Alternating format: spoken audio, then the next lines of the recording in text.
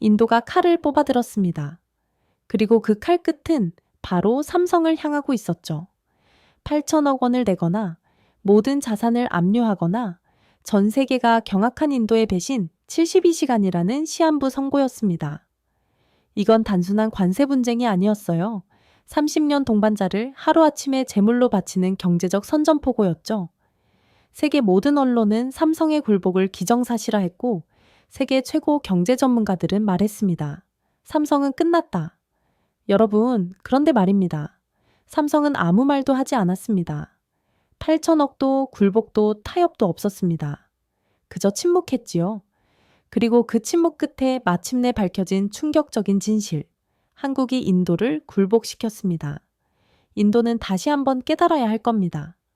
배반의 결말이 어떻게 되는지를, 그리고 그 상대가 대한민국이라는 사실을 말입니다.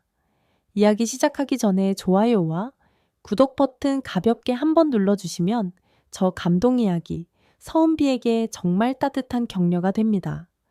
지금 어디에서 이 영상을 시청하고 계신지 아래 댓글에 나눠주세요. 72시간, 삼성전자에게 주어진 시간이었습니다. 8천억 원을 내거나 자산을 압류당하거나 그 순간 저는 깨달았습니다. 세계 최강 메모리 기업조차 한 나라의 정치적 야욕 앞에서는 무력할 수 있다는 것을 제 이름은 데이비드 톰슨입니다.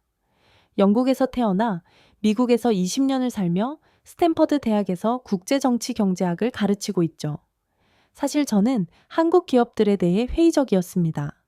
2018년 던디티오 자문으로 일할 때였어요. 당시 미중 무역 전쟁의 한창이었는데 한국 기업들은 늘 강대국 틈바구니에서 눈치만 보는 모습이었거든요. 결국 한계가 있을 수밖에 없지 않나.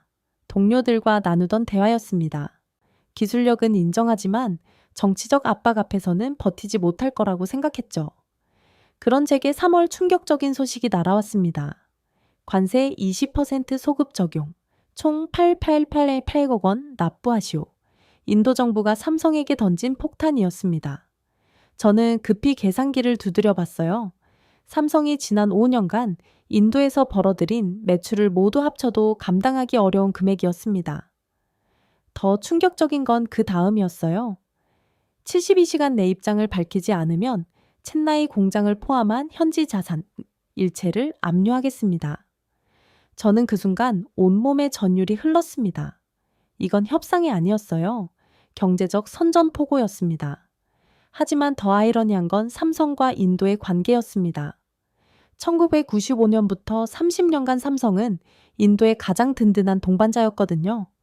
첸나이 공장에서만 4만 명이 넘는 고용을 창출했고 수천 개의 협력 업체가 삼성 덕분에 성장했죠.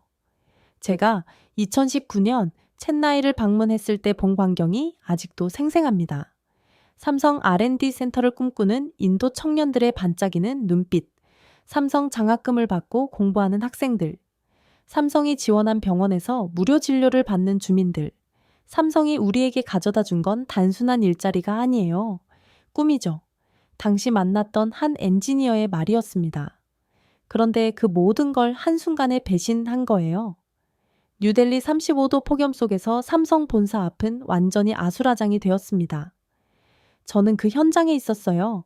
CNN에서 긴급 해설 요청에 와서 급히 날아갔거든요. 수백 명의 기자들이 몰려들었고 현지 언론은 마치 축제라도 벌이는 듯 흥분했습니다. 삼성 인도 정부 압박에 결국 굴복하나. 글로벌 기업도 피할 수 없는 인도의 철권. 메이크 인 인디아 진짜 위력을 보여주다. 인도 기자가 제게 마이크를 들이밀었어요. 교수님, 삼성이 이번에는 정말 끝난 건가요? 저는 솔직히 대답했습니다. 글쎄요. 아무리 삼성이라고 해도 한 나라 정부의 정치적 의지를 막기는 어렵지 않을까요? 그 순간 CNN 기자가 제게 전화를 걸어왔습니다. 교수님, 삼성 측에서 뭔가 움직임이 있는 것 같은데요. 혹시 예상되는 시나리오가 있나요? 저는 잠깐 생각했어요. 제가 지난 20년간 봐온 케이스들을 떠올려 봤죠. 아마 타협안을 제시하거나 단계적 철수를 검토할 거예요. 다른 선택지는 사실상 없죠. 하지만 서구 언론의 반응은 더욱 냉정했습니다. CNN은 삼성조차 인도의 정치적 압박을 감당할 수 없을 것이라고 단정했어요. 파이낸셜 타임스는 한국 기업의 한계를 보여주는 대표적 사례라며 냉소적으로 평가했죠. BBC는 아예 삼성의 몰락이라는 제목으로 특집을 준비한다는 소식까지 들려왔습니다. 저 역시 마찬가지였어요. 솔직히 말하면 삼성이 버틸 수 있을지 의문이었거든요. 그날 밤 스탠퍼드 동료 교수가 제게 문자를 보냈습니다. 데이비드, 내가 맞았어. 한국 기업들은 결국 정치 앞에서 무너지는군. 저는 씁쓸하게 답장했어요. 아무리 세계 1위 메모리 기업이라 해도 한 나라 정부의 정치적 의지를 꺾을 순 없지 않나. 다음 날 아침 제가 강의실에 들어서도 학생들이 일제히 질문을 쏟아냈습니다. 교수님, 삼성이 정말 8,000턴억을 낼 수 있어요? 인도가 이렇게 나온 진짜 이유가 뭐예요? 한국 정부는 왜 가만히 있는 거죠? 저는 칠판에 간단한 도식을 그렸어요. 정치적 압박 vs 기업의 생존. 이 대결에서는 언제나 정치가 이깁니다. 그게 현실이에요. 하지만 71시간 32분이 남았을 때 완전히 예상치 못한 일이 벌어졌습니다. 삼성은 굴복하지 않았어요. 8천억 원을 내지도 100기를 들지도 않았습니다. 대신 누구도 예상하지 못한 카드를 꺼내들었죠. 인도 정부의 일방적 조치에 강력히 항의하며 세계관 세기구에 공식 제소합니다. WTO가 아닌 WCO, 세계관 세기구 제소라니. 저는 그 순간 20년 경험이 한순간에 무너지는 걸 느꼈습니다. 삼성이 단순히 돈 문제로 접근하지 않았다는 뜻이었거든요. 국제법과 통상규칙의 해석 자체를 뒤바꾸려는 시도였어요. 미쳤나? 설마 WCO에서 이길 수 있다고 생각하는 건가? 제 첫 반응이었습니다. WCO와 WTO는 완전히 다른 기구예요. WTO는 무역 분쟁을 다루지만 WCO는 순수하게 관세 분류와 해석만 다루거든요. 정치적 압박이나 국가 간 이해관계와는 차원이 다른 곳이죠. 하지만 바로 그 점이 삼성의 계산이었을지도 모릅니다. 정치가 아닌 순수한 기술적 해석으로 승부를 보겠다는. 이건 천재적이거나 자살행위거나 둘 중 하나야. 제가 동료에게 말했던 거예요. 인도 언론은 완전히 격분했습니다. 삼성의 오만함이 도를 넘었다. 외국 기업이 감히 인도 주권에 도전하다니 이제 모든 자산을 즉시 압류해야 한다. 하지만 압류는 실행되지 않았어요. WCO 제소가 접수되는 순간 국제법적으로 미묘한 상황이 되었거든요.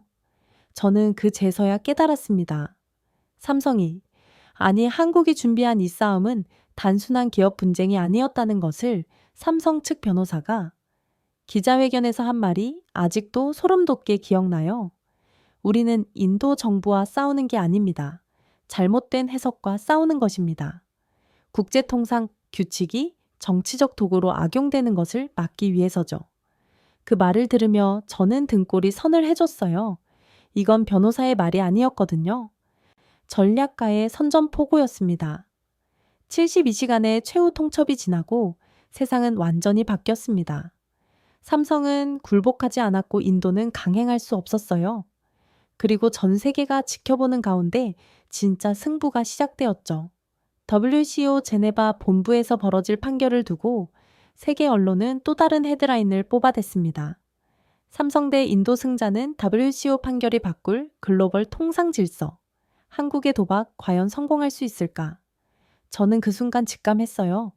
이 싸움은 단순한 기업 문제가 아니었습니다. 한국이라는 나라가 세계 질서에서 어떤 위치에 서려는지를 보여주는 시험대였죠.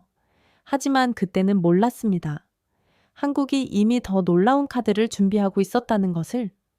그리고 불과 6개월 뒤 세상은 아무도 예상하지 못한 완전히 뒤바뀐 결과를 목격하게 됩니다. 2025년 9월 세상은 완전히 뒤바뀌었습니다. 제가 72시간 최후 통첩을 지켜보며 삼성의 몰락을 예상했던 바로 그 순간으로부터 불과 6개월 뒤였어요. 아침 유로미시 제네바에서 날아온 속보가 전 세계를 뒤흔들었습니다. 세계 관세기구 삼성전자 제소권 최종 판결. 한국 측 해석 전면 채택. 저는 커피잔을 떨어뜨릴 뻔했어요. 설마 정말 설마 이럴 줄이야. WCO는 세 차례의 표결을 거쳐 최종 결론을 내렸습니다. 인도의 관세 해석은 틀렸고 한국의 주장이 옳다는 거였어요. 인도 정부의 소급 적용은 국제 관세 협약 위반.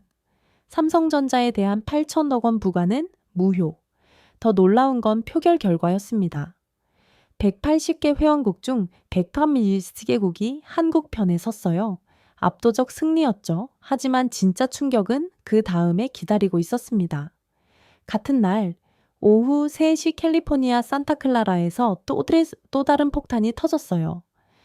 엔비디아, 삼성, HBM582 비단 공식 인증 완료. 저는 그 순간 의자에서 벌떡 일어났습니다. 이게 우연일 리가 없었거든요. 법정에서의 승리와 기술적 승리가 같은 날에 이건 우연이 아니라 완벽한 타이밍이었어요. 급히 제가 아는 반도체 업계 전문가에게 전화를 걸었습니다. 마크, 이거 진짜야? 삼성이 정말 엔비디아 인증을 받은 거야? 데이비드, 나도 믿어지지 않아. 1년 넘게 실패하던 삼성이 갑자기 마크의 목소리에는 충격이 담겨 있었어요. 대치비엠 3화, 미단 발열 문제 완전 해결했어. 전력 효율도 10% 개선됐고 엔비디아가 혹독한 테스트를 통과시켰다는 게 더 놀라워. 저는 온몸에 소름이 돋았습니다. 삼성이 버텨낸 게 아니었어요. 승리한 거였습니다. 그것도 두 전선에서 동시에 스탠퍼드 연구실로 돌아가자 학생들이 벌써 기다리고 있었어요. 교수님, 이거 어떻게 된 거예요? 6개월 전에는 삼성이 끝났다고 하셨잖아요. 저는 솔직하게 인정했죠. 내가 틀렸다. 완전히 틀렸어. 그날 밤 전 세계 언론이 일제히 보도 방향을 바꿨습니다. CNN 삼성의 기적적 반전 어떻게 가능했나? BBC 한국 글로벌 통상 질서의 새로운 강자로 부상. 파이낸셜 타임스 삼성 HBM3 AI 시대 패권 경쟁의 게임 체인저. 6개월 전 삼성의 몰락을 예고했던 바로 그 언론들이었어요. 하지만 정말 충격적인 건 각국 정부의 반응이었습니다. 미국 상무부가 성명을 발표했어요. WCO 판결을 존중하며 삼성과의 반도체 협력을 더욱 강화하겠다. 독일 경제부도 뒤따랐죠. 한국의 기술 혁신과 법적 대응을 높이 평가한다. 심지어 중국까지도 입장을 냈습니다. 국제 규칙 준수의 모범 사례로 본다. 저는 깨달았어요.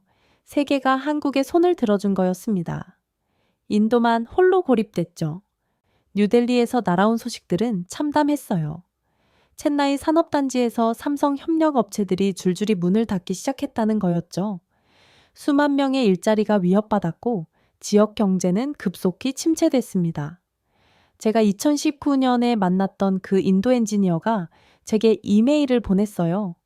교수님, 삼성이 떠나면 우리는 정말 끝장입니다. 정부가 너무 성급했어요. 아이러니했습니다. 삼성을 몰아내려던 인도가 결국 스스로를 고립시킨 거였어요. 하지만 저는 여전히 의문이 많았습니다. 도대체 어떻게 이런 반전이 가능했을까? 1년 넘게 엔비디아 인증에 실패하던 삼성이 갑자기 완벽한 제품을 내놓는다. WCO에서 100회 첨 3개국의 지지를 받는다. 이 모든 게 같은 시점에 터진다. 우연은 없어. 분명 뭔가 있었을 거야. 제가 동료에게 말했던 거예요.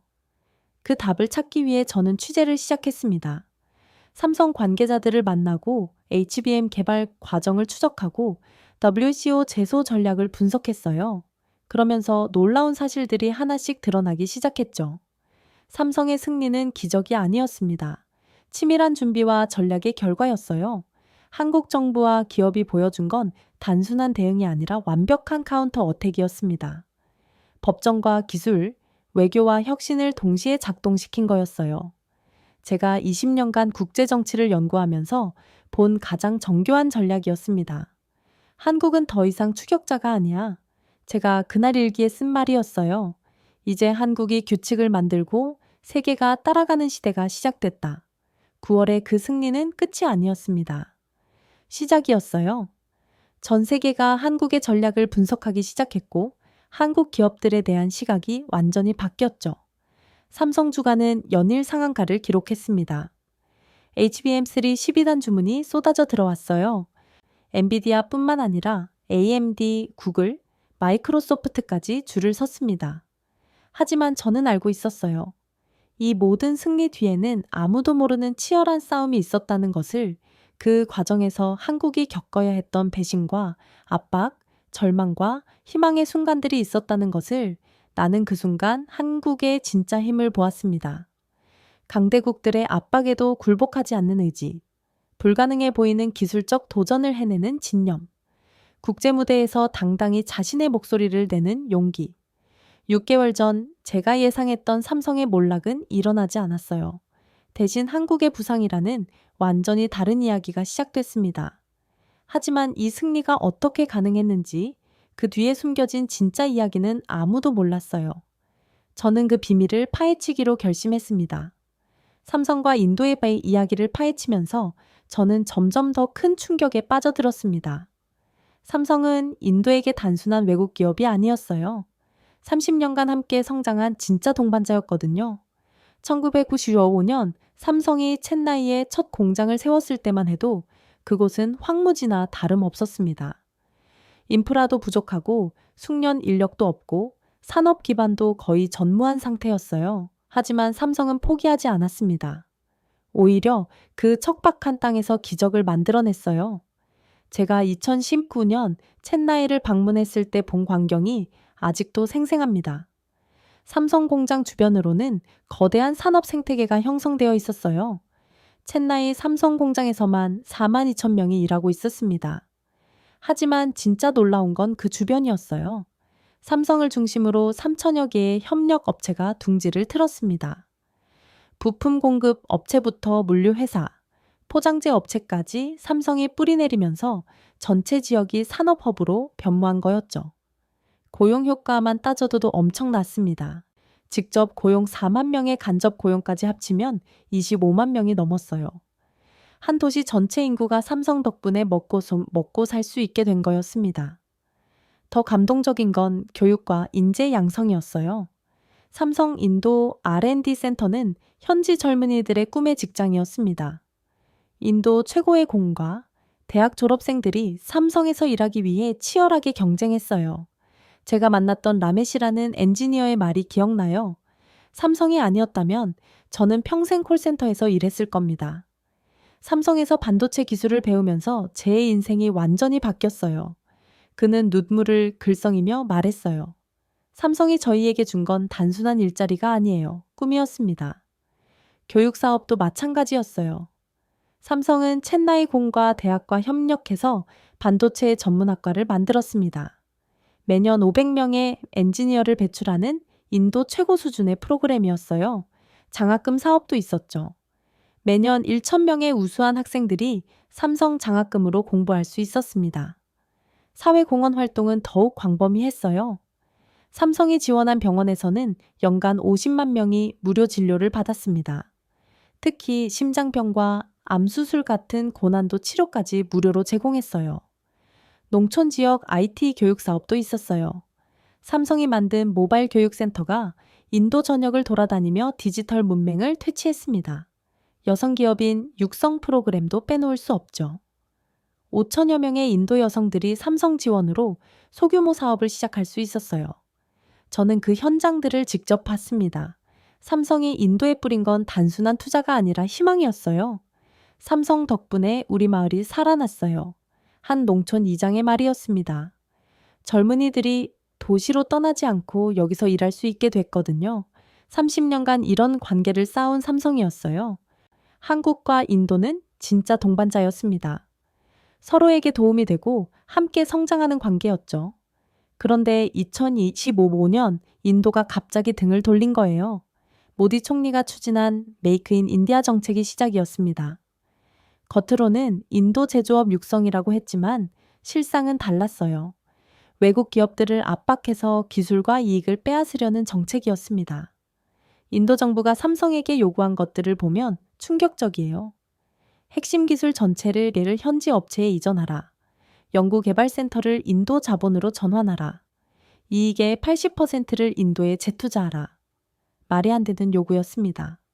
30년간 쌓아올린 기술을 그냥 넘겨달라는 거였어요. 삼성이 혈담으로 개발한 반도체 기술을 공짜로 달라는 거였죠. 더 가혹한 건 관세 폭탄이었어요. 기존 5%였던 관세를 갑자기 20%로 올렸습니다. 그것도 소급 적용이라며 3년치를 모두 내라고 했어요. 계산해보니 8,800억 원이었습니다. 인도 언론은 환호했어요. 외국 기업의 착취 시대는 끝났다. 인도가 진짜 독립을 쟁취했다. 삼성 같은 기업들이 우리 돈을 빼앗아갔던 시절은 지났다. 저는 그 기사들을 읽으며 경악했습니다. 착취란요? 삼성이 인도에서 뭘 착취했다는 거죠? 25만 개의 일자리를 만들고 수천 개의 업체를 키우고 병원을 짓고 학교를 지원한 게 착취라는 건가요? 더 충격적인 건 인도 정치인들의 발언이었어요. 인도 상공부 장관이 기자회견에서 한 말입니다. 삼성이 떠나면 인도 경제에 타격이 있을 수 있다. 하지만 우리는 더 이상 외국 기업에 의존하지 않을 것이다. 정말 어이없었어요. 25만 명의 생계를 타격이 있을 수 있다. 30년 동반자를 하루아침에 의존 관계로 폄하하다. 하지만 진짜 충격은 인도 국민들의 반응이었습니다. SNS에서는 삼성 퇴출 해시태그가 트렌드에 올랐어요. 삼성 제품 불매운동도 벌어졌죠. 한국 기업들이 우리나라를 식민지처럼 생각한다는 댓글들이 수만 개씩 달렸습니다. 저는 정말 어이가 없었어요. 삼성이 언제 인도를 식민지처럼 다뤘다는 거죠. 오히려 현지 직원들을 한국 본사 임원으로 승진시키고 기술 교육을 시키고 더 나은 환경을 만들어주려고 노력했는데 제가 2019년에 만난 삼성 인도 법인 사장도 현지인이었어요. 우리는 한국 회사가 아닙니다. 인도 회사입니다. 다만 한국 기술과 함께하는 인도 회사죠. 그때 그가 한 말이었어요. 하지만 인도는 30년 동반자를 하루 아침에 착취자로 몰아붙였습니다. 그러나 인도는 배신을 선택했습니다. 제가 그날 일기에 쓴 말이었어요. 더 씁쓸한 건 타이밍이었습니다. 삼성이 HBM3 기술로 어려움을 겪고 있을 바로 그 시점에 인도가 칼을 뽑아든 거예요. 마치 약한 사자를 집단으로 공격하는 하이에나 같았습니다. 하지만 진짜 충격은 따로 있었어요. 배신한 건 인도만이 아니었거든요. 제가 워싱턴 소식통들로부터 들은 이야기는 더욱 충격적이었습니다. 한국의 최대 동맹 미국도 삼성을 압박하고 있다는 거였어요. 반도체법을 근거로 삼성에 압력을 넣고 있습니다. 워싱턴의 한 정책 전문가가 귀띔해준 내용이었어요. 미국의 공장을 더 지으라는 압박이죠. 그리고 핵심 기술도 미국으로 이전하라고. 아이러니하게도 한국의 최대 동맹 미국마저 또 다른 전장을 준비하고 있었던 거예요. 인도는 관세로, 미국은 보조금과 규제로, 방법만 다를 뿐 본질은 같았습니다. 한국의 기술과 이익을 자국으로 끌어오겠다는 거였어요. 저는 그 순간 깨달았습니다. 이 싸움은 단순한 기업 분쟁이 아니었어요. 전 세계가 한국을 둘러싸고 벌이는 기술 패권 전쟁이었습니다. 동반자라고 믿었던 나라들이 하나둘 등을 돌리고 있었어요. 30년 후 정도 동맹 관계도 결국 이익 앞에서는 무의미했던 거죠. 하지만 그 과정에서 저는 또 다른 사실을 깨달았습니다. 세계가 이렇게 한국을 압박한다는 건 역설적으로 한국의 기술이 그만큼 중요하다는 뜻이었어요. 만약 한국 기업들이 정말 별것 아니라면 굳이 이렇게 압박할 필요가 있었을까요? 인도도 미국도 모두 알고 있었던 거예요. 한국 없이는 미래를 설계할 수 없다는 것을. 특히 삼성의 메모리 기술은 AI 시대의 핵심이었습니다. 그 기술을 놓치면 미래 패권 경쟁에서 뒤처질 수밖에 없었어요. 그래서 모두가 한국을 압박한 거였습니다. 협력이 아니라 종속을 원했던 거죠. 하지만 한국은 그런 압박에 굴복하지 않았어요. 삼성이 떠나면 인도의 미래가 무너진다는 걸 알면서도 인도는 계속 압박했습니다. 미국의 보조금이 아무리 많아도 한국은 자국 기술의 핵심을 넘겨주지 않았어요. 그리고 결국 세계는 깨달았습니다. 한국을 굴복시킬 수는 없다는 것을. 나는 이 싸움이 세계적 패권 전쟁임을 직감했습니다. 그리고 그 전쟁의 중심에 작지만 강인한 나라 한국이 서 있었어요.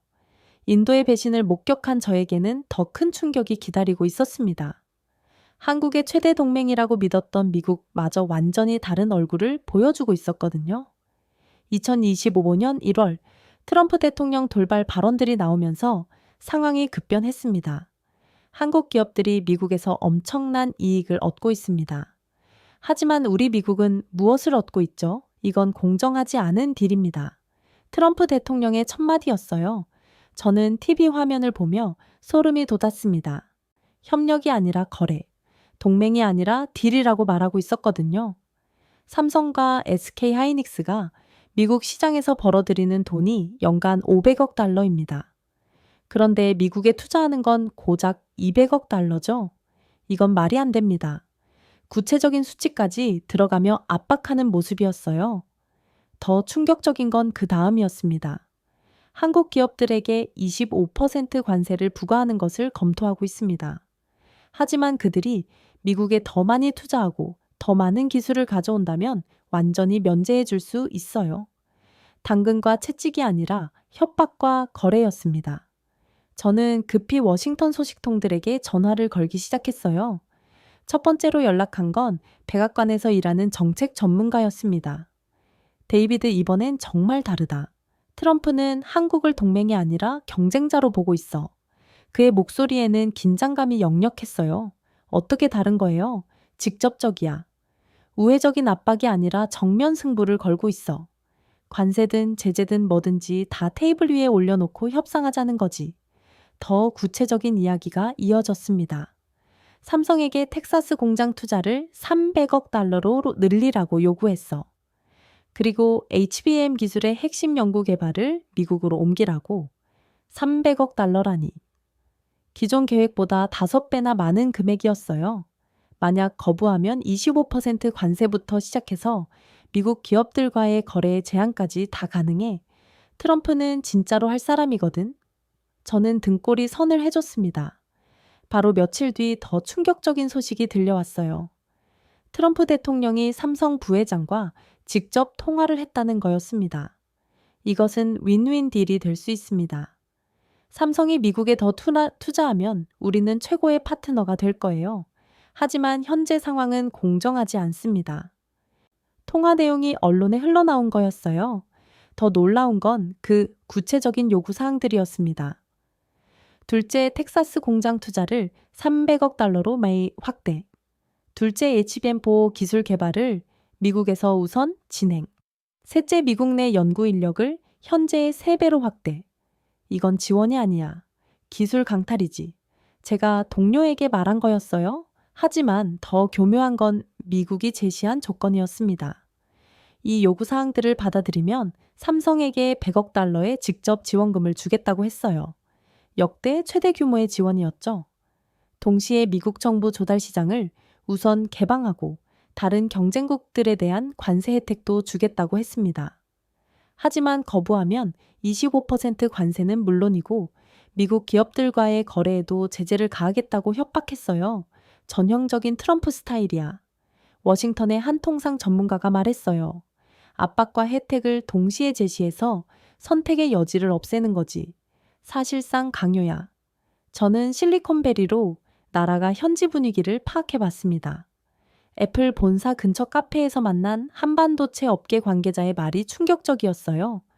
솔직히 말하면 미국 빅테크 기업들도 난처해하고 있어요. 삼성의 메모리 없이는 AI 개발이 불가능한데 트럼프가 삼성을 너무 압박하고 있거든요. 그는 주변을 둘러보더니 목소리를 낮췄어요. 엔비디아 CEO가 비공식적으로 백악관 의견을 전달했다고 해요. 삼성과의 관계가 틀어지면 GPU 생산에 차질이 생긴다고.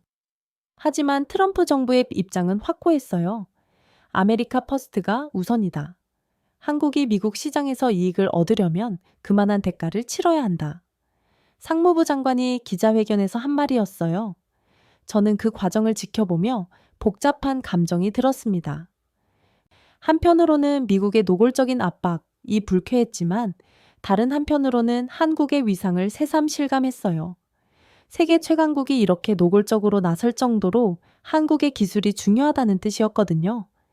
2025년 3월 저는 텍사스 오스틴에서 열린 반도체 컨퍼런스에 참석했습니다. 삼성 미국 법인 사장이 기조연설을 했는데 그의 표정이 어두웠어요. 우리는 미국과의 파트너십을 소중히 여깁니다. 하지만 일반적인 요구는 받아들이기 어렵습니다. 조심스럽지만 분명한 거부 의사였어요. 컨퍼런스가 끝난 뒤 그와 잠깐 이야기를 나눌 기회가 있었어요. 솔직히 말하면 딜레마에 빠져 있어요. 트럼프의 요구를 다 들어주면 삼성이 아니게 돼요. 하지만 거부하면 미국 시장을 잃을 수 있고 그는 한숨을 쉬며 말했어요. 하지만 본사의 입장은 확고해요. 핵심 기술만큼은 절대 넘겨줄 수 없다고. 그 말에서 저는 한국의 의지를 느꼈습니다. 압박을 받아도 굴복하지 않겠다는 확고한 의지를 말이에요. 실제로 삼성의 대응은 정교했습니다. 텍사스 공장 투자는 250억 달러로 늘리되 HBM서 기술 개발은 여전히 한국에서 진행하겠다고 했어요. 미국 내 연구 인력은 늘리도에 핵심 기술진은 한국에 남겨두겠다고 했죠. 부분적 양보는 하되 핵심만큼은 지키겠다는 전략이었어요. 하지만 트럼프 정부는 만족하지 않았습니다. 이건 충분하지 않다. 우리는 진짜 기술 이전을 원한다.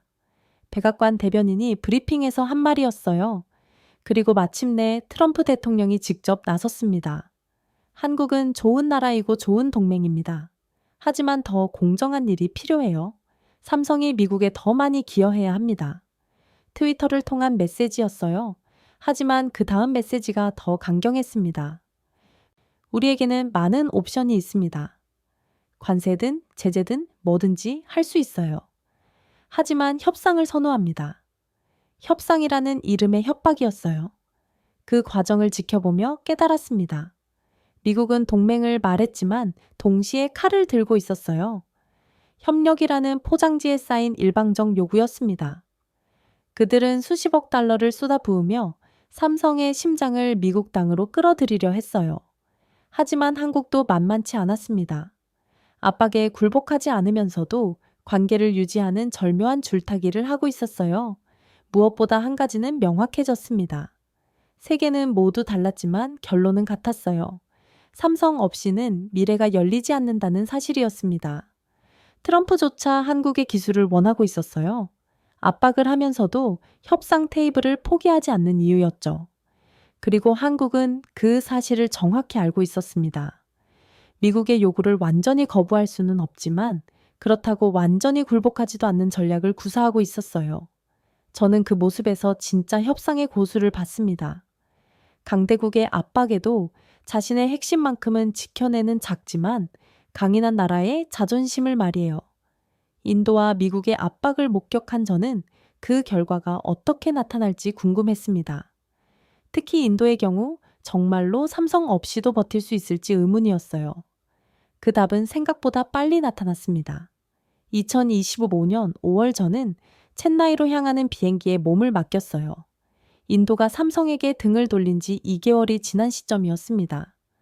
공항에 도착하자마자 뭔가 이상한 분위기를 느꼈어요. 예전에 왔을 때보다 활기가 없었습니다. 택시기사도 호텔 직원도 모두 어딘지 모르게 침울해 보였어요. 첫 번째 목적지는 삼성 공장에 있는 스리페룬 부두루 산업단지였습니다. 2019년에 봤던 그 활기찬 모습을 기대했는데 완전히 다른 광경이 펼쳐져 있었어요. 삼성 공장 정문 앞에는 경비원 몇 명만 남아 있었습니다. 예전에는 수천 대의 차량이 드나들던 곳이 텅 비어 있었어요. 더 충격적인 건 주변 협력업체들의 모습이었습니다. 한때 삼성의 부품을 납품하던 공장들이 하나둘 문을 닫고 있었어요. 인대도는 매매 현수막이 곳곳에 걸려 있었습니다. 저는 그중 한 곳에 들어가 봤어요. 라마찬드란이라는 사장이 운영하던 전자부품 공장이었습니다. 2019년에 만났을 때는 직원이 200명이 넘었는데 지금은 텅 비어 있었어요. 교수님 기억하세요? 2019년에 한번 오셨었잖아요. 그가 쓸쓸한 웃음을 지으며 말했습니다. 그때는 정말 좋았는데 지금은 이 꼴이에요. 그의 공장은 삼성 휴대폰 부품의 40%를 납품하던 곳이었어요. 하지만 삼성이 생산을 중단하면서 주문이 완전히 끊겼다고 했습니다. 다른 고객을 찾아보려고 했지만 쉽지 않아요. 우리 기술과 설비가 모두 삼성에 맞춰져 있거든요. 그는 한숨을 쉬며 계속 말했어요. 직원 200명을 모두 내보내야 했어요. 20년 동안 함께 일한 사람들인데 정말 가슴이 아팠습니다. 저는 그 말을 들으며 가슴이 답답해졌어요. 단순히 한 공장이 문 닫는 게 아니라 200개 가정의 생계가 끊어진 거였습니다. 더 큰 문제는 이런 업체가 한둘이 아니라는 거였어요. 제가 조사해보니 삼성과 직접 거래하던 협력업체만 3,200개였습니다. 그중 절반 이상이 운영에 어려움을 겪고 있었어요. 간접적으로 영향을 받는 업체까지 포함하면 10,000개가 넘었습니다. 물류업체, 포장재업체, 청소업체, 급식업체, 삼성을 중심으로 형성된 거대한 생태계가 하나씩 무너지고 있었어요. 저는 첸나이 시내로 이동했습니다. 예전에는 삼성 직원들로 북적이던 상권이 한산해져 있었어요. 한 카페 사장이 저에게 말했습니다. 매출이 70% 줄었어요. 삼성 직원들이 단골이었는데 이제는 거의 안 와요. 근처 병원도 마찬가지였어요. 삼성이 지원하던 무료 진료 프로그램이 중단되면서 환자가 급격히 줄었다고 했습니다. 월 1만 명이던 환자가 3,000명으로 줄었어요. 의료진도 절반을 내보내야 했습니다. 병원 원장의 말이었어요. 가장 심각한 건 교육 분야였습니다. 삼성과 협력하던 첸나이 공과대학의 반도체 학과가 폐과 위기에 놓였어요. 삼성에서 파견 나온 엔지니어들이 모두 철수했습니다. 실습 장비도 가져갔고요. 학과장의 설명이었어요. 학생들이 졸업해도 갈 곳이 없어요. 삼성이 매년 500명을 채용했는데 이제는 그런 기회가 완전히 사라졌습니다. 저는 그 학생들을 직접 만나봤어요. 4학년 학생인 프리아가 눈물을 글썽이며 말했습니다. 4년간 반도체 공학을 공부했는데 이제 무용지물이 된 기분이에요. 삼성에 입사하는 게 꿈이었는데 그녀의 동기들도 마찬가지였어요. 절반은 다른 전공으로 전과를 준비하고 있었고 나머지는 해외 취업을 알아보고 있었습니다. 부모님이 재학비를 대느라 빚까지 졌는데 이제 뭘 해야 할지 모르겠어요. 한 남학생이 고개를 떨군 채 말했어요. 저는 그들을 보며 가슴이 아팠습니다. 이들은 아무 잘못도 없었어요. 다만 정부의 잘못된 정책의 희생양이 된 거였습니다. 더 충격적인 건 지역 전체의 변화였어요. 첸나이시 정부 통계에 따르면 실업률이 3개월 만에 8%에서 23%로 치솟았습니다. 지역 총생산도 15% 감소했어요. 삼성이 떠나면서 도시 전체가 침체에 빠졌습니다. 첸나이 상공회의소 회장의 말이었어요. 단순히 공장 하나가 닫힌 게 아니에요. 생태계 전체가 무너진 거죠. 그는 구체적인 수치를 들어가며 설명했습니다. 삼성 관련 업체들의 세수가 연간 5천억 루피였어요. 그게 거의 제로가 됐으니 시 재정이 어떻겠어요? 실제로 첨나이 씨는 긴축 재정에 들어갔습니다. 공공 프로젝트를 중단하고 공무원 채용도 동결했어요. 시민들의 불만이 터져나오기 시작했습니다. 정부가 삼성을 내쫓으려고 하면서 우리 일자리까지 가져갔다. 시청 앞에서 벌어진 시위에서 나온 구호였어요. 저는 그 시위 현장을 직접 목격했습니다. 수천 명의 시민들이 삼성 복귀를 요구하며 거리로 나온 거예요. 시위대 중 한 명이 저에게 다가와 말했습니다. 외국인이시군요. 우리 상황을 세계에 알려주세요. 삼성이 떠나면 우리는 정말 끝장이에요. 그의 절박한 목소리가 아직도 귀에 남아 있어요. 삼성이 떠나면 우리는 삶 전체를 잃습니다. 한 40대 남성이 울먹이며 한 말이었어요. 그는 삼성 협력업체에서 15년간 일했었는데 회사가 문을 닫으면서 실직했다고 했습니다. 아이들 학비는 어떻게 내고 집 대출은 어떻게 갚아야 할까요? 삼성만이 우리의 희망이었는데 저는 그 순간 깨달았어요.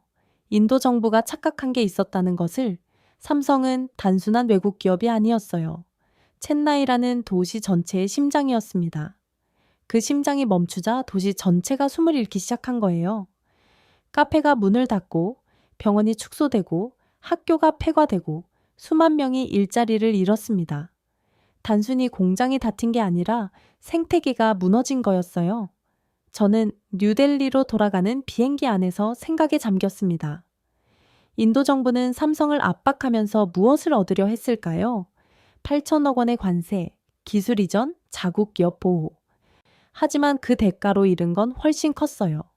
25만 개의 일자리, 수조 원의 경제 효과, 30년간 쌓아온 신뢰와 파트너십, 그리고 무엇보다 미래에 대한 희망이었습니다.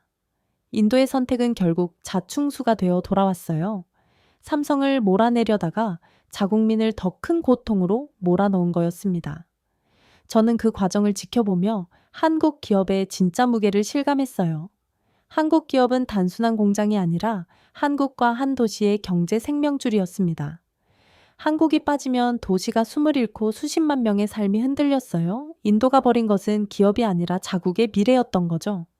첸나이에서 본 참담한 현실이 그것을 증명했습니다. 삼성이 떠나자마자 도시는 정말로 숨을 잃었어요. 승리의 환호가 잦아든 뒤 저는 홀로 연구실에 앉아 있었습니다. 책상 위에는 지난 2년간의 삼성과 관련된 모든 자료들이 산더미처럼 쌓여 있었어요. 관련 보고서, 언론 기사, 애널리스트 리포트들. 제가 그 자료들을 다시 펼쳐둔 이유는 단 하나였습니다. 도대체 어떻게 이런 방역이 가능했을까? 9월의 놀라운 승리 뒤로 이 의문이 머릿속을 떠나지 않았거든요. 취재 노트 첫 페이지부터 차근차근 들춰봤습니다. 그런데 볼수록 이상했어요. 제가 기록해둔 내용들은 모두 삼성의 실패와 위기를 가리키고 있었거든요. 2024년 3월 기록 삼성 HBMC, 엔비디아 인증 또 실패. 발열 문제 해결 못해.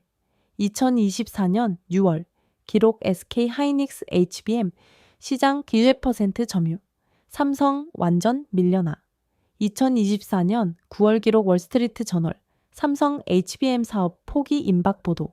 한 장 한 장 넘길 때마다 저는 더 혼란스러웠어요. 분명히 모든 증거는 삼성의 패배를 가리키고 있었는데 결과는 정반대였으니까요. 제가 2024년 가을 실리콘밸리에서 만난 반도체 전문가의 말이 아직도 생생했습니다. 데이비드, 솔직히 말하면 삼성 H몸은 끝났어요. 1년 넘게 엔비디아 테스트를 통과하지 못하고 있거든요. 그는 구체적인 수치까지 들어가며 설명했어요. HBM3는 초당 805kg 소비의 데이터 처리가 기본인데 삼성 제품은 발열 때문에 550기가에 가도 못 넘어요. 이거는 기술적으로 치명적 결함이죠. 더 충격적인 건 수율 문제였습니다. 정상 작동하는 칩이 20%밖에 안 나와요. SK 하이닉스는 80%인데 이런 상황에서 어떻게 경쟁을 하겠어요? 그때 저는 고개를 끄덕이며 동의했었어요. 그렇다면 삼성이 HBM 시장에서 철수하는 건 시간 문제겠네요. 하지만 지금 다시 생각해보니 이상했습니다. 그 모든 절망적 상황에서도 삼성은 포기하지 않았거든요. 제가 모은 자료를 더 꼼꼼히 살펴봤어요. 그러자 뭔가 다른 패턴이 보이기 시작했습니다. 2024년 4월 삼성 평택 라인에 추가 투자 단행 1조 원 규모, 2024년 7월 삼성 차세대, 패키징 기술 개발팀 3배 확대, 2024년 10월 삼성 하이브리드 본딩 기술, 특허대거 출원 실패가 계속되는 상황에서도 투자는 멈추지 않았던 거예요. 더 놀라운 건 한국 정부의 움직임이었습니다. 제가 그때는 주목하지 않았지만 지금 보니 완전히 다른 그림이 그려졌어요. 2024년 5월 한국 정부 차세대 반도체 R&D에 3조 원 지원 발표, 2024년 8월 산업부 반도체 전략 물자 수출 규제 완화, 2024년 11월 외교부 WCO 관련 다자 협력 강화 나서 이상했습니다. 삼성이 기술적으로 고전하고 있을 때 정부는 오히려 더 큰 그림을 그리고 있었던 거예요. 저는 급히 당시 언론 보도들을 다시 찾아봤습니다. 골드만삭스 리포트 삼성 HBM 사업 향후 2년 내 철수 불가피, 모건 스탠리 분석, 메모리 반도체 시장 SK 하이닉스 독주, 체제 고착화 JP, 모건 전망, 삼성 HBM 포기하고, 다른 영역 집중해야 글로벌 투자원 행들이 한 목소리로 삼성의 패배를 예언했어요. 심지어 국내 언론도 마찬가지였습니다. 삼성전자 HBM 경쟁에서 사실상 백기투항 SK하이닉스에 완전히 밀린 삼성의 선택은 메모리 1위 삼성의 굴욕적 패배. 저는 그때를 떠올려 봤어요. 정말로 모든 사람이 삼성의 시대는 끝났다고 생각했었거든요. 제 동료들도 마찬가지였습니다. 스탠퍼드 경영대학원의 한 교수는 수업에서 이렇게 말했어요. 삼성은 과거의 영광에 안주하다가 핵심 기술에서 뒤처진 대표적 사례입니다. MIT의 반도체 전문가도 비슷한 견해였죠. 한국 기업들의 한계가 드러났습니다. 추격은 잘하지만 선도는 어렵다는 것을 저 역시 그 의견에 동조했었어요. 2024년 12월 제가 쓴 칼럼 제목이 삼성의 몰락과 한국 반도체의 미래였을 정도니까요. 그런데 지금 다시 보니 뭔가 놓친 게 있었던 것 같았습니다. 저는 더 깊이 파고 들어봤어요. 삼성 내부 소식통들의 증언을 찾아봤습니다. 그런데 이상한 점을 발견했어요. 외부에서는 실패와 좌절만 보였지만 내부에서는 완전히 다른 분위기였다는 거예요. 한 삼성 연구원이 익명으로 한 인터뷰가 기억났습니다. 물론 힘들었죠. 매일이 실패의 연속이었으니까요. 하지만 포기하지 않았어요. 회사도 정부도 우리를 믿어줬거든요. 그는 계속 말했어요. 다른 사람들은 우리가 망했다고 했지만 우리는 알고 있었어요.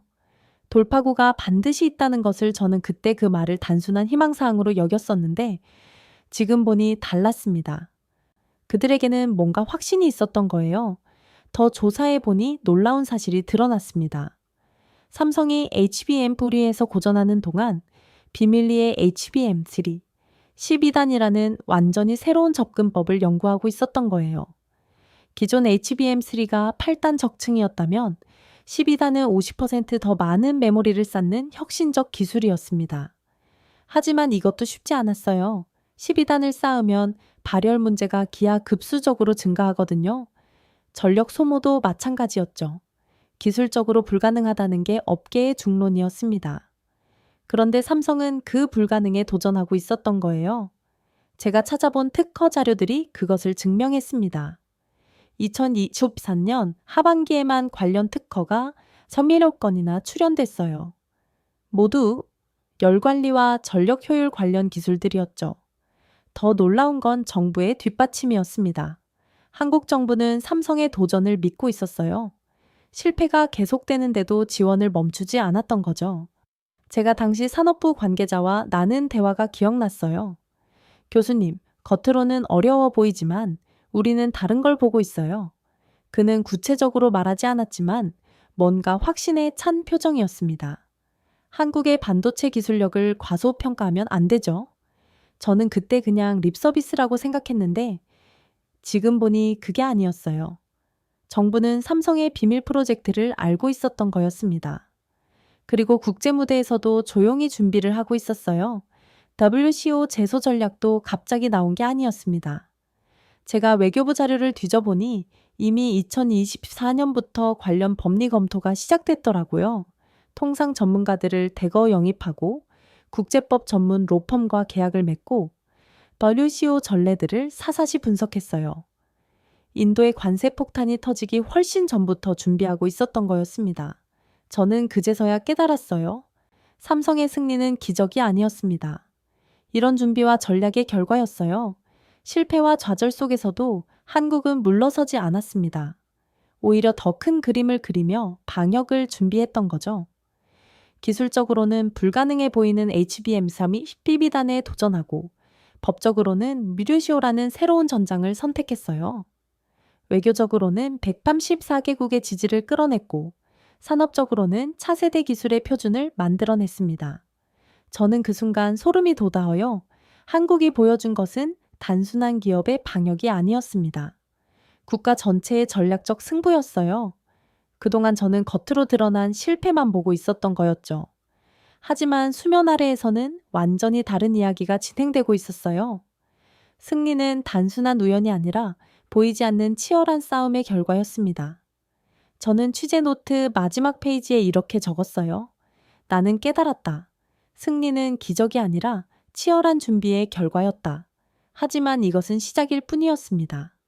한국이 어떤 배신과 압박을 견뎌내며 이 승리를 만들어냈는지 그 진짜 이야기는 아직 밝혀지지 않았거든요. 도대체 삼성이 어떻게 그 모든 압박을 이겨내고 승리할 수 있었을까? 그 답을 찾기 위해 저는 방문 허가를 받자마자 바로 한국으로 향했어요. 적적지는 경기도 평택에 있는 삼성 반도체 캠퍼스였습니다. 인천공항에서 평택까지 가는 동안 제 마음은 기대와 의문으로 가득했어요. 과연 그곳에서 삼성 방역의 비밀을 찾을 수 있을까? 평택 삼성 캠퍼스에 도착한 순간 저는 말문이 막혔습니다. 상상했던 것보다 훨씬 거대한 규모였어요. 축구장 수백 개를 합친 크기의 부지에 거대한 공장들이 끝없이 펼쳐져 있었습니다. 가이드가 저를 안내하며 설명했어요. 이곳이 세계에서 가장 큰 반도체 단지 중 하나입니다. 건물만 해도 30개가 넘고 하루에 수만 명이 일해요. 숫자로는 실감이 안 났는데 직접 보니 정말 압도적이었어요. 하지만 진짜 놀라운 건 그 안에서 벌어지고 있는 일들이었습니다. 첫 번째로 들어간 곳은 HBM 312단 생산 라인이었어요. 클린룸에 들어서는 순간 완전히 다른 세계에 온 듯한 기분이었습니다. 하얀 방진복을 입은 엔지니어들이 거대한 장비들 사이를 오가며 작업하고 있었어요. 이 한 대가 수천억 원짜리 장비입니다. 생산팀 차장이 EUV 노광 장비를 가리키며 말했어요. 전 세계에서 이런 장비를 만들 수 있는 회사는 네덜란드 ASML 한 곳뿐이에요. 우리가 이 장비로 만드는 건 세계에서 가장 정교한 반도체죠. 그 장비 앞에서 작업하는 엔지니어의 집중된 표정이 인상적이었어요. HBM312단을 만들기까지 얼마나 걸렸나요? 제가 물어봤더니 그는 잠시 생각하다군요. 공식적으로는 2년이지만 실제로는 5년이 걸렸다고 봐야 해요. 수천 번의 실패를 거쳐서 여기까지 온 거거든요. 수천 번의 실패라는 말이 와 닿았어요. 저는 더 자세한 이야기를 듣고 싶었습니다. HBM3 개발을 총괄한 한 상무를 만날 수 있었어요. 교수님, 솔직히 말하면 포기하고 싶을 때가 한두 번이 아니었어요. 그는 쓴 웃음을 지으며 말했어요. 2024년 내내 엔비디아 테스트에서 떨어졌거든요. 발열 문제, 전력 소모 문제, 신뢰성 문제. 뭐 하나 쉬운 게 없었어요. 구체적인 문제들을 설명해 주었습니다. HBM3는 기본적으로 8개 메모리 칩을 수직으로 쌓는 구조예요. 하지만 삼성은 12개를 쌓으려고 했습니다. 50%나 더 많은 메모리 담으려는 야심찬 도전이었어요. 문제는 칩을 많이 쌓을수록 발열이 기하급수적으로 증가한다는 거였습니다. 12단을 쌓으면 내부 온도가 극도로 높아져요. 그러면 칩이 제대로 작동할 수 없어요. 그 상무의 설명이었어요. 전력 소모도 마찬가지였어요. 기존 HBM보다 훨씬 더 많은 전력이 필요한데 이걸 어떻게 줄일지가 관건이었죠. 그 문제를 해결하기 위해 삼성이 개발한 게 하이브리드 본딩 기술이었습니다. 기존에는 솔더볼이라는 작은 금속 구슬로 칩들을 연결했어요. 하지만 우리는 직접 연결하는 방식을 개발했습니다. 그는 현미경으로 칩 단면을 보여줬어요. 보세요. 구리와 구리가 원자 단위로 직접 붙어 있어요. 이렇게 하면 저항이 대폭 줄어들고 발열도 크게 감소해요. 정말 놀라운 기술이었습니다. 하지만 그 기술을 완성하기까지의 과정은 험난했어요. 2024년 여름이 가장 힘들었어요. 매주 엔비디아에서 불합격 통보가 날아왔거든요. 연구팀을 이끄는 한 전무가 그때를 회상했어요. 팀원들이 거의 우울증에 걸릴 뻔했어요. 우리가 정말 할 수 있을까 하는 의문이 들었죠. 하지만 그들은 포기하지 않았어요. 회사에서 무제한 지원을 해줬어요. 장비든 인력이든 예산이든 필요한 건 뭐든지 지원해준다고 했죠. 그리고 정부의 뒷받침도 있었습니다. K반도체 벨트 프로젝트로 대규모 지원을 한다고 했을 때 정말 든든했어요. 나라가 우리를 믿고 있구나 싶었죠. 그런 지원을 받으며 연구팀은 마지막 돌파구를 찾았습니다. 2024년 말 드디어 모든 문제를 해결했어요. 하이브리드 본딩으로 발열을 해결하고 새로운 소재로 전력 효율을 크게 개선했죠. 그 결과 탄생한 게 HBM3 12단이었어요. 성능을 보고 저는 감탄했습니다. 기존 HBM3보다 훨씬 빠른 데이터 처리 속도와 대폭 향상된 전력 효율, 용량도 업계 최고 수준이었어요. 이 정도 성능이면 최신 아이집 여러 개를 동시에 구동할 수 있어요. 기술팀장의 설명이었어요. 아이 훈련에 필수적인 메모리 대역폭을 완벽하게 지원하죠. 하지만 정말 놀라운 건 따로 있었어요. 연구진들이 이미 다음 단계를 준비하고 있었던 거예요. 차세대 HBM 개발도 이미 진행 중입니다. 한 상무가 조심스럽게 말했어요. 앞으로 몇 년 내에는 훨씬 더 뛰어난 제품을 선보일 수 있을 거예요. 저는 차세대 개발실도 구경할 수 있었습니다. 더욱 정교한 장비들과 젊은 엔지니어들이 열정적으로 일하고 있었어요. 차세대 제품은 지금보다 훨씬 더 많은 데이터를 처리할 수 있어요. 개발팀 연구원이 설명했어요. 아이가 더 복잡해질수록 더 많은 메모리가 필요해요. 그 미래를 대비한 거죠. 그 연구원의 말에서 저는 확신에 찬 미래 비전을 느꼈어요. 평택 캠퍼스를 둘러보면서 저는 점점 더 감명받았습니다. 이곳은 단순한 공장이 아니었어요. 미래를 설계하는 연구소였습니다. 우리는 메모리를 만드는 게 아닙니다. 아이의 심장을 설계합니다. 한 선임 연구원이 한 말이 강하게 와 닿았어요. 챗GPT든 자율주행차 등 모든 아이 기술의 핵심에 우리 메모리가 들어가요. 우리가 멈추면 아이 발전도 멈춰요. 그 말을 듣는 순간 저는 소름이 돋았습니다. 삼성이 만드는 게 단순한 부품이 아니라는 걸 깨달았거든요. 미래 기술 전체의 심장이었어요. 연구진들의 눈빛도 남달랐습니다. 세계 최고를 만들겠다는 자부심과 사명감이 넘쳐났어요. 인도가 우리를 압박하고 미국이 우리를 흔들려 해도 상관없어요. 우리에게는 기술이 있거든요. 한 젊은 엔지니어가 당당하게 말했어요.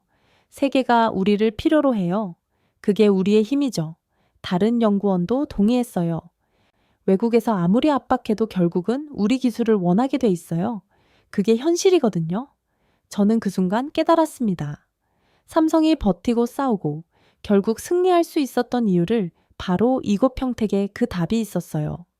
세계 최첨단 기술력, 무제한 투자 의지, 그리고 포기하지 않는 엔지니어들의 진념. HBM 3출음2단은 단순한 칩이 아니었습니다. 아이 시대의 심장이었어요.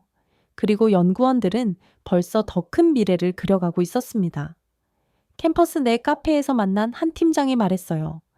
5년 전만 해도 우리가 SK하이닉스를 따라잡을 수 있을지 의문이었어요. 하지만 지금은 우리가 앞서가고 있죠. 그는 자신 있게 덧붙였어요. 앞으로는 우리가 표준을 만들어 갈 거예요. 세계가 우리를 따라오게 될 거라고 확신해요. 연구개발센터를 나오면서 만난 한박사급 연구원의 말이 인상적이었어요. 우리 세대가 해야 할 일은 명확해요. 한국을 메모리 강국에서 아이 시대의 패권국으로 만드는 거죠. 그의 눈빛에는 확신이 가득했어요. 평택을 떠나는 차 안에서 저는 확신했어요. 이곳이야말로 한국의 승리를 가능케 한 심장이었다고. 인도의 압박도 미국의 회유도 결국 이 기술력 앞에서는 무력했어요. 세계가 한국을 흔들려 해도 한국은 흔들리지 않을 수 있었습니다. 바로 이런 기술력이 있었기 때문이에요. 그 순간 나는 한국의 방역 카드를 보았습니다. GBM 301이다는 단순한 칩이 아니었습니다. 미래의 심장이었어요. 한국의 승리는 끝이 아니었어요. 시작이었습니다. 스탠퍼드 연구실에서 한국 관련 자료들을 다시 펼쳐보니 제가 놓쳤던 중요한 단서들이 보이기 시작했어요. 평택에서 들었던 그 말이 계속 머릿속을 맴돌았습니다. 차세대 HBM 개발도 이미 진행 중입니다. 당시에는 단순한 미래 계획인 줄 알았는데 지금 보니 그게 아니었어요. 제가 업계 소식통들로부터 수집한 정보를 종합해보니 놀라운 사실이 드러났습니다. 삼성이 이미 HBM4C 제품을 완성했다는 거였어요. 실리콘밸리의 한 반도체 엔지니어가 조심스럽게 귀띔해준 내용이었습니다. 삼성에서 뭔가 큰 걸 준비하고 있어요. HBM3보다 훨씬 더 혁신적인 거라고 들었어요. 그는 주변을 둘러보며 목소리를 낮췄어요. 16단 적층이라는 소문이 있어요. 만약 그게 사실이라면 완전히 게임이 바뀌는 거죠. 16단이라니. HBM312단도 세계를 놀라게 했는데 16단이라면 상상을 초월하는 성능이었어요. 더 놀라운 건 이미 일부 샘플이 주요 고객사에 전달됐다는 소식이었습니다. 엔비디아와 AMD에서 테스트 중이라고 해요. 결과가 매우 긍정적이라더군요. 또 다른 업계 관계자의 증언이었어요. 저는 더 깊이 파고 들어봤습니다. 여러 소식통들로부터 들은 이야기를 종합하면 HBM 바주의 성능은 정말 혁명적이었어요. 이 양은 기존의 2배 속도는 초당 2TB에 달한다고 했습니다. 이 정도 성능이면 현재 AI 시스템의 한계를 완전히 뛰어넘을 수 있어요. MIT의 하나의 전문가가 말했어요. 챗GPT보다 10배 더 복잡한 모델도 실시간으로 구동할 수 있을 거예요. 그런데 더 중요한 건 이런 기술 개발이 은밀하게 진행됐다는 점이었어요. 외부에서는 삼성이 HBM3 개발로 고전하고 있다고 생각했지만 실제로는 이미 차세대 기술을 준비하고 있었던 거예요. 한국 기업들의 전략이 달라졌어요. 한통상 전문가가 분석했어요. 예전에는 선진국 기술을 따라잡는 전략이었다면 이제는 자신들이 새로운 표준을 만들려고 해요. 실제로 업계에서는 HBM4가 차세대 AI 메모리의 사실상 표준이 될 거라는 전망이 나오고 있었어요. 경쟁사들이 모두 HBM4와 호환되는 제품을 개발하기 시작했다는 소식도 들려왔습니다. 삼성이 규격을 정하면 다른 회사들이 그에 맞춰 따라오는 구조가 됐어요. 반도체 업계의 한 애널리스트가 말했어요. 저는 그 말을 들으며 소름이 돋았습니다. 추격자였던 한국이 이제는 선도자가 된 거였어요. 국제 무대에서도 변화가 감지되고 있었습니다. WCO 승리 이후 한국의 통상 전략을 연구하려는 움직임이 각국에서 나타나고 있었어요. 한국이 어떻게 WCO에서 승리했는지 분석하려는 연구 프로젝트가 여러 곳에서 시작됐어요. 워싱턴의 한 정책연구소 관계자가 말했어요. 특히 중소국가들이 큰 관심을 보이고 있어요. 강대국의 압박에 어떻게 맞설 수 있는지 배우려는 거죠. 유럽에서도 마찬가지였습니다. 브뤼셀의 한 EU 관계자가 제게 말했어요. 한국의 사례가 우리에게 새로운 가능성을 보여줬어요. 작은 나라도 올바른 전략이 있으면 이길 수 있다는 것을. 하지만 가장 놀라운 변화는 한국에 대한 인식이었어요. 6개월 전만 해도 한국 기업의 한계를 말하던 사람들이 이제는 한국 모델을 연구하고 있었습니다. 솔직히 한국을 과소평가했어요. 골드만삭스의 한 애널리스트가 인정했어요. 기술력뿐만 아니라 전략적 사고까지 우리가 생각했던 것보다 훨씬 앞서 있었어요. 월스트리트에서도 한국 기업들에 대한 평가가 완전히 바뀌었습니다. 삼성 주가는 연일 최고치를 경신했고 기관 투자자들이 한국 반도체 관련 펀드에 몰려들었어요. 한국이 IC대의 핵심 국가라는 게 확실해졌어요. 한 펀드 매니저가 말했어요. 저는 이 모든 변화를 지켜보며 6개월 전에 제 자신을 되돌아봤습니다. 삼성의 몰락을 예상했던 그때의 저는 얼마나 근시안적이었을까요? 한국이 보여준 건 단순한 기업의 방역이 아니었어요. 국가 차원의 전략적 대응이었습니다. 기술과 외교, 법적 대응과 산업 정책을 동시에 작동시키는 정교한 오케스트라였어요. 그 결과 한국은 완전히 다른 위치에 서게 됐습니다. 더 이상 강대국들의 눈치를 보는 나라가 아니라 자신의 목소리를 내는 나라가 된 거였어요. 제가 마지막으로 만난 한 한국 정부 관계자의 말이 인상적이었습니다. 우리는 이제 게임의 규칙을 바꾸는 단계에 들어섰어요. 남이 만든 규칙을 따르는 게 아니라 우리가 규칙을 만드는 거죠. 그의 말에는 자신감이 넘쳤어요. AI 시대에는 메모리가 곧 권력이에요. 그 권력의 중심이 한국에 있습니다. 저는 6개월간의 추적을 마무리하며 한 가지 확신에 도달했습니다. 한국은 추격자에서 선도자로 완전히 변모했어요. 세계가 한국의 기준을 따르고 한국의 기술을 갈망하는 시대가 시작된 거였습니다. HBM4라는 차세대 기술은 단순한 반도체가 아니었어요. I시대 패권의 열쇠였습니다. 그리고 그 열쇠를 한국이 쥐고 있었어요. 인도의 배심도 미국의 압박도 결국 한국의 앞길을 막지 못했습니다. 오히려 한국을 더 강하게 만드는 촉매가 됐어요. 지금 이 순간도 평택에서는 더 놀라운 기술이 개발되고 있을 겁니다. 한국은 미래를 따라가는 나라가 아니라 미래를 만드는 나라가 됐어요. 세계는 이제 한국의 기준을 따라야 합니다. 한국의 기술 없이는 AI 시대를 열 수 없으니까요. 저는 확신했습니다. 한국은 추격자가 아니라 미래를 설계하는 나라였습니다.